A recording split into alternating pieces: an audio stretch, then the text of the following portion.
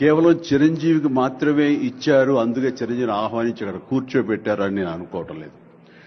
ఇది రేవంత్ రెడ్డి గారికి సినిమా పరిశ్రమ మీద ఉన్నటువంటి గౌరవం, సినిమాల ఇంపాక్ట్ ఈ సొసైటీలో ఎలాగ ఉంటుందో బాగా తెలిసిన వ్యక్తిగా వాళ్ళందరి తరపున ఒక వ్యక్తి ఉండాలి కాబట్టి చిరంజీవిని ఆహ్వానించారని మాత్రమే అనుకుంటున్నాను. ఈ రోజు నేను ఒక చిరంజీవిగా రాలేదు, చిత్ర పరిశ్రమ తరపున ఒక ఏజెంట్గా వాళ్ళ రిప్రజెంటేటివ్గా నేను ఈ రోజున వచ్చాను, ఇక్కడ ఆహ్వానించబడ్డాను.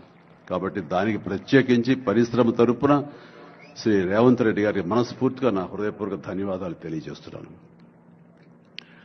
సార్, మీకు గుర్తుంటే మీరు ప్రభుత్వం ఏర్పాటు చేసిన కొత్తల్లో మొదటి వారంలోనే ఎప్పుడో నేను మిమ్మల్ని అభినందించడానికి నేను వచ్చినప్పుడు మీరు నాతో అన్న మొట్టమొదటి మాట, ఈ హైదరాబాద్ ని ఫిలిం హబ్గా చేయాలి.